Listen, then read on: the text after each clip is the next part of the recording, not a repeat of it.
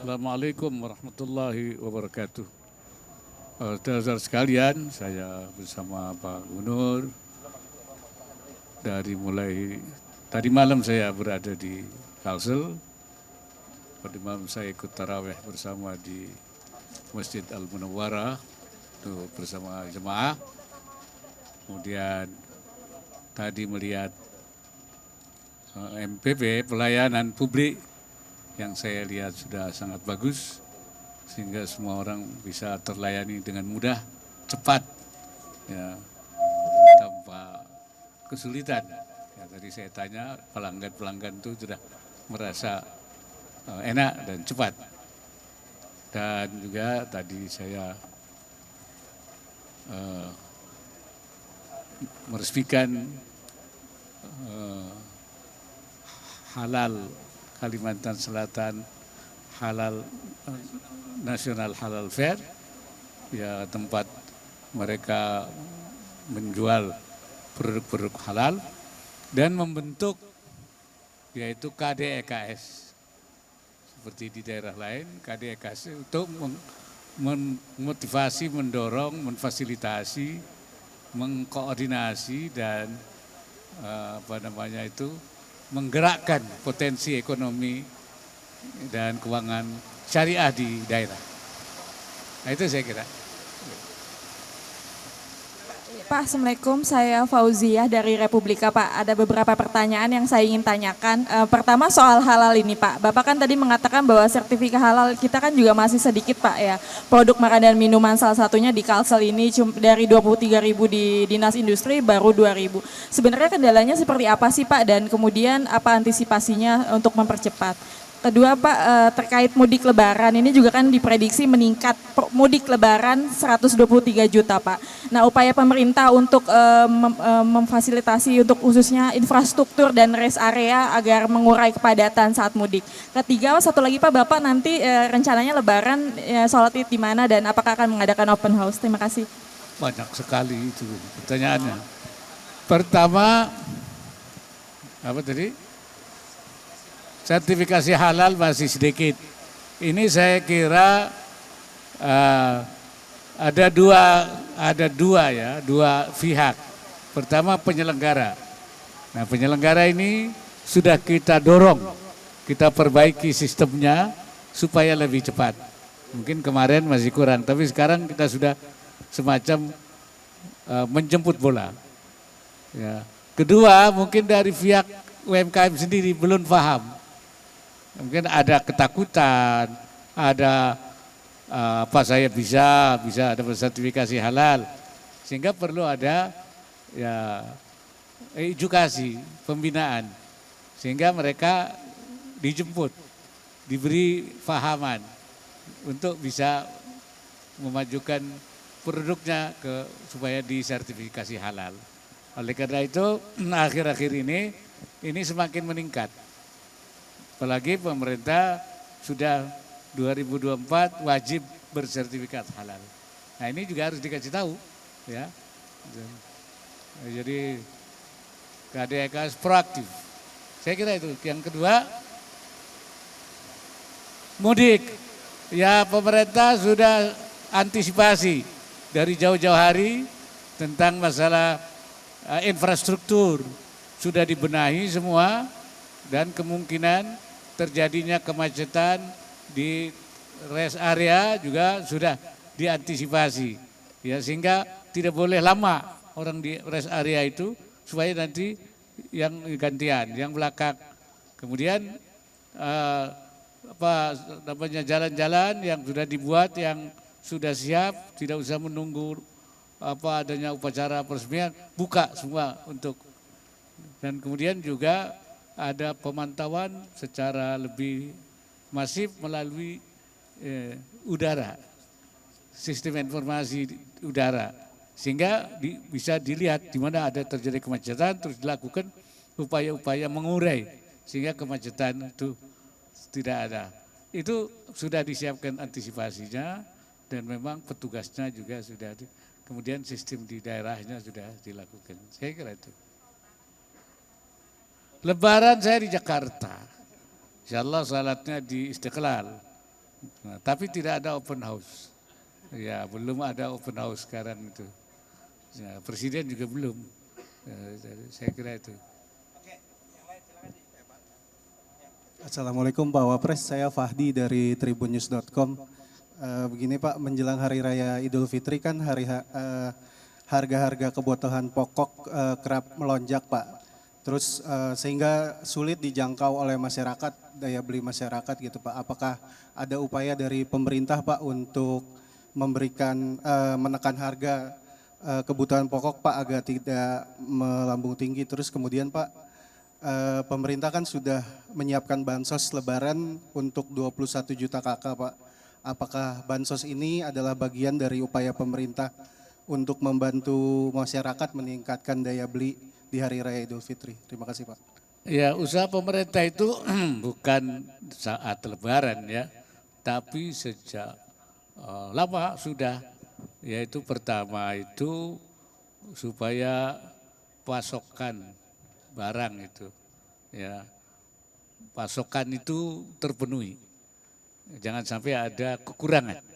Itu kebijakan-kebijakan, makan kalau ada di daerah itu tidak kurang, di daerah sini berlebih, itu kemudian dialirkan ya melalui berbagai cara, termasuk juga keterlibatan daerah ya untuk itu sudah diantisipasi. Yang kedua, distribusinya. Ya, memang yang bakal naik itu kan kalau pertama kurang pasokan. Yang kedua distribusi tidak lancar. Ini sudah diantisipasi oleh pemerintah sehingga distribusi itu bisa berjalan. Yang ketiga daya beli rakyat terus didorong. Ya, daya beli rakyat ini. Nah, tiga hal inilah yang terus didorong oleh pemerintah. Kemudian bansos untuk meringankan masyarakat yang memang kurang. Ya, jadi supaya dia pada hari raya itu sudah tidak lagi dia kesulitan. Ini untuk sasaran yang memang mereka yang kurang. Itu. Harga-harga yang menurut informasi dari Kementerian dari Menteri Perdagangan tidak begitu terjadi lonjakan tahun ini. Ya, kalaupun ada sedikit itu karena fenomena Ramadan dan Lebaran itu penyakit tahunan.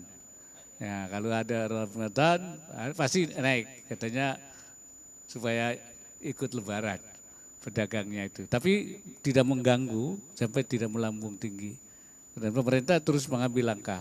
Kalau ada yang tinggi terus diintervensi. Ya, pasar apa namanya. Saya kira langkah-langkahnya sudah disiapkan antisipasi. Jadi kalau ada terjadi pasti pemerintah langsung intervensi. Ya, saya kira itu. Ya. Saya Pak Rangga dari Antara Pak Wapres. Oh ya. Assalamualaikum Pak. Saya mau bertanya terkait RUU perampasan aset Pak. Ini kan DPR kabarnya masih menunggu draft dari pemerintah. DPR juga mendorong pemerintah untuk katanya melobi pemimpin partai politik gitu Pak Wapres. Pak Wapres melihat ini seperti apa Pak? Dan satu lagi Pak, dalam RUU perampasan aset ini menurut Bapak Wapres hal-hal apa saja sih Pak yang penting untuk diatur dalam RUU tersebut? Terima kasih. Saya kira sebenarnya yang penting sudah ada ya.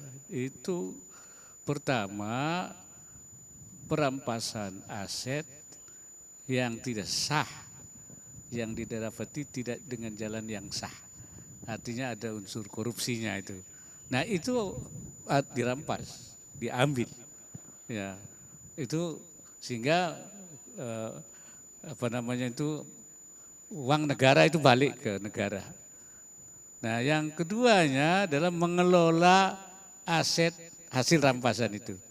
Jangan sampai terbengkalai, sampai tidak terurus. Ada mobil, ada ini, misalnya ada juga kebun, ada apa. Ini harus diatur dengan sebaik-baiknya. Ya.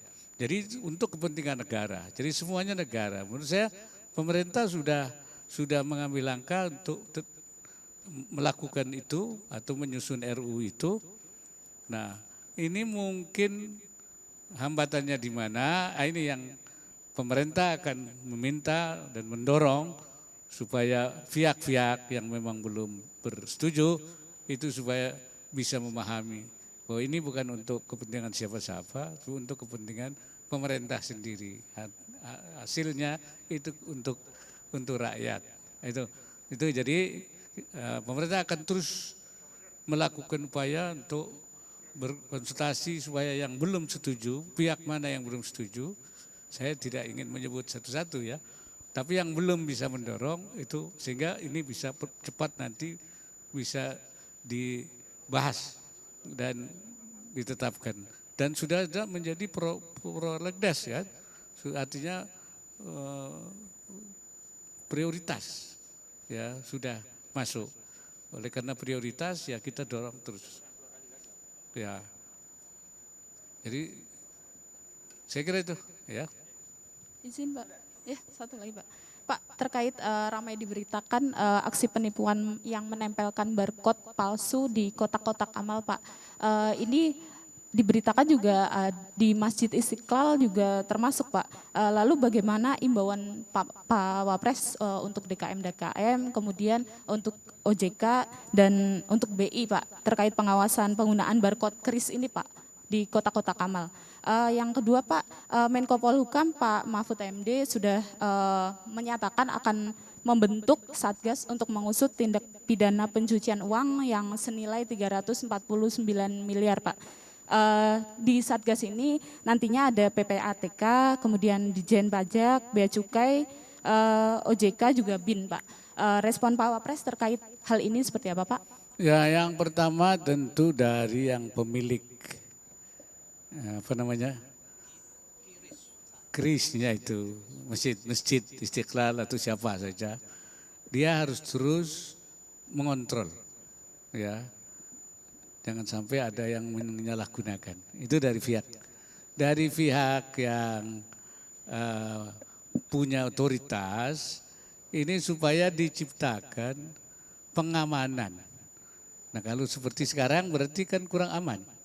Nah padahal kita ingin memberikan pelayanan yang lebih baik. Ya artinya suatu inovasi.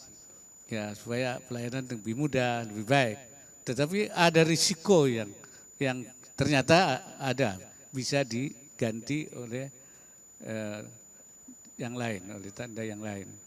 Oleh karena itu maka otoritas harus menciptakan. Kalau tidak itu akan membahayakan ya si pemilik kris itu. Jadi saya kira itu ya. Kemudian yang kedua apa? Oh Satgas, saya kira pemerintah akan mendukung kok. Ya itu bagus itu. Dan supaya juga tidak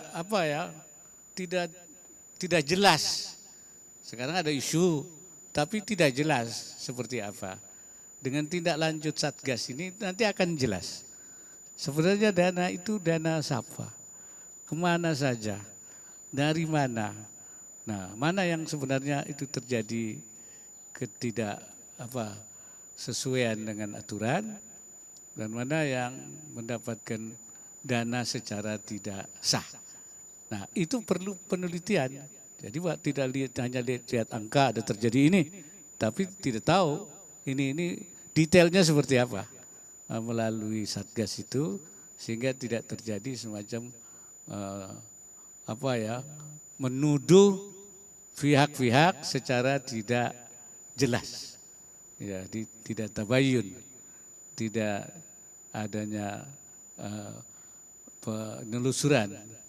Itu saya kira penting. Satgas itu menurut saya sangat penting dan itu memang saya kira di dalam rangka menerapkan ya untuk mencegah terjadinya korupsi di mana-mana.